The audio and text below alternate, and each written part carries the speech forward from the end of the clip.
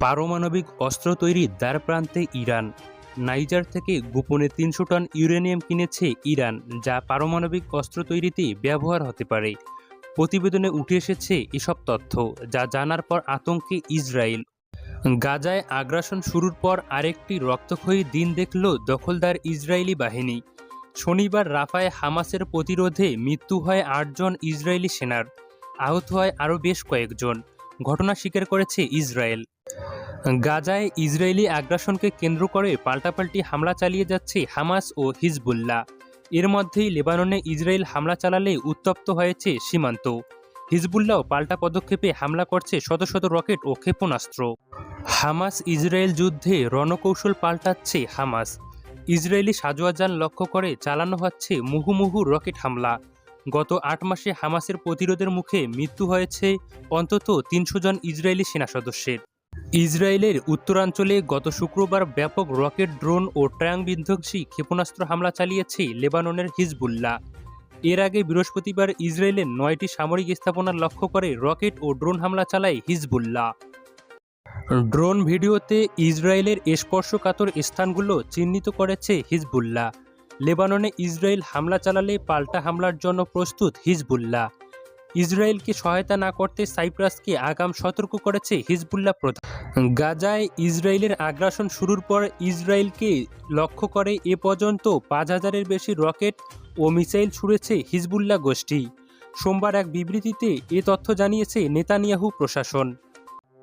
লেবাননের সর্বাত্মক হামলা শুরু হলে নিরাপদে থাকবে না ইসরায়েলের কোনো অংশ, ঝাঁঝরা হয়ে যাবে দেশটির উত্তরাঞ্চল, এমন হুঁশিয়ারি উচ্চারণ করেছেন হিজবুল্লাহ প্রধান হাসান নাসিরুল্লাহ। আবারও চাঙ্গা হিজবুল্লাহ। লেবাননে ইসরায়েল হামলা চালালে হিজবুল্লাহ পাল্টা হামলা চালায় ইসরায়েলের উত্তরাঞ্চলে। ফলে ঘরবাড়ি ছাড়া হয় ২,৩০,০০০-এর বেশি দখলদার ইসরায়েলি নাগরিক। আগুনে ছারখার পুরো অঞ্চল। লেবাননে হামলার জন্য পার্লামেন্টে অনুমোদন পেয়েছে ইসরায়েল। অপরদিকে পাল্টা আক্রমণের জন্যও প্রস্তুত বলে জানিয়েছে হিজবুল্লাহ। ইহুদিবাদী দেশটিকে ক্ষেপণাস্ত্র হামলায় বিপর্যস্ত করা হবে বলে জানিয়েছে হিজবুল্লাহ প্রধান। ফিলিস্তিনকে স্বাধীন রাষ্ট্র হিসেবে স্বীকৃতি দিয়েছে পূর্ব ইউরোপের দেশ আর্মেনিয়া। শুক্রবার আর্মেনিয়ার পররাষ্ট্র মন্ত্রণালয়ের এক বিবৃতিতে এ তথ্য নিশ্চিত করেছে। সেই সঙ্গে দ্বিরাষ্ট্র সমাধানের জন্য আহ্বান জানিয়েছে আর্মেনিয়া। গাজায় ফিলিস্তিনি প্রতিরোধ যোদ্ধাদের হামলায় প্রাণ গেছে আরও ২ ইসরায়েলি সেনা সদস্যের।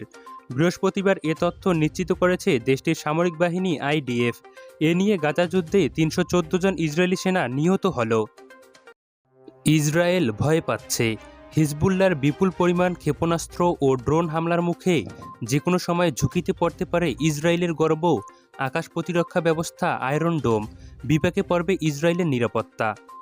ফিলিস্তিনের প্রতিরোধ সংগঠন হামাসকে নির্মূল করা সম্ভব নয় বলে জানিয়েছে ইসরায়েলি প্রতিরক্ষা বাহিনীর মুখপাত্র ড্যানিয়েল হ্যাগারি। এ নিয়েই ইসরায়েলের সরকার ও সেনাবাহিনীর মধ্যে বিরোধ প্রকাশ্যে এসেছে। লেবাননে হামলা চালালে হিজবুল্লাহর সঙ্গে পেরে উঠবে না ইসরায়েলি সেনাবাহিনী, এ সতর্কবার্তা দিয়েছে ইরান। অপরদিকে মার্কিন কর্মকর্তাদের মতে হিজবুল্লাহর সঙ্গে যুদ্ধে জড়ালে চড়া মূল্য দিতে হবে ইসরায়েলকে। আয়রন ডোম সহ ইসরায়েলের আকাশ প্রতিরক্ষা ব্যবস্থাগুলোতে যতগুলো ক্ষেপণাস্ত্র রয়েছে তার চেয়ে বেশি হিজবুল্লাহর ক্ষেপণাস্ত্র ও ড্রোনের সংখ্যা। তাই যুদ্ধ বেঁধে গেলে বিপাকে পড়বে ইসরায়েল, বলছে মার্কিন কর্মকর্তারা।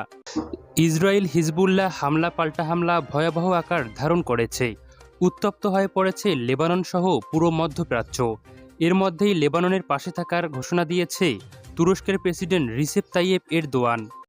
হামলা পাল্টা হামলায় উত্তপ্ত লেবানন সীমান্ত। ইসরায়েল হিজবুল্লাহর মধ্যে চলমান সংঘাত একটি আঞ্চলিক যুদ্ধের জন্ম দিতে পারে। তাই সমঝোতার পথ খুঁজছেন আরব বিশ্বের নেতারা। দুই পক্ষকে শান্ত থাকার আহ্বান জানিয়েছে তারা। হিজবুল্লাহ সম্পূর্ণরূপে প্রস্তুত। ইসরায়েলের সঙ্গে দীর্ঘ সময় যুদ্ধ চালিয়ে যাওয়ার সক্ষমতা রয়েছে তাদের। তাই হিজবুল্লাহর ক্ষেপণাস্ত্রগুলো যে কোনো মুহূর্তেই ইসরায়েলের গুরুত্বপূর্ণ স্থাপনা ধ্বংস করতে পারে, এমনটাই বলছে ইসরায়েল। ক্ষেপণাস্ত্র ব্যবস্থা, ড্রোন ও তথ্য প্রযুক্তিতে হিজবুল্লাহ এখন স্মার্ট সেনাবাহিনীতে পরিণত হয়েছে। হিজবুল্লাহর হাতে রয়েছে হুদহুদের মতো ড্রোন ব্যবস্থা, যা ইসরায়েলের রাডার সিস্টেম ফাঁকি দিয়ে লক্ষ্যবস্তুতে আঘাত হানতে সক্ষম। গাজায় কঠিন প্রতিরোধের মুখে দখলদার ইসরায়েলি বাহিনী। উপত্যকার উত্তরাঞ্চলে আল কুদুস ব্রিগেডের হামলায় প্রাণ গেছে 4 জন ইসরায়েলি সেনার, আহত আরও বেশ কয়েকজন। এ তথ্য নিশ্চিত করেছে আন্তর্জাতিক গণমাধ্যমগুলো।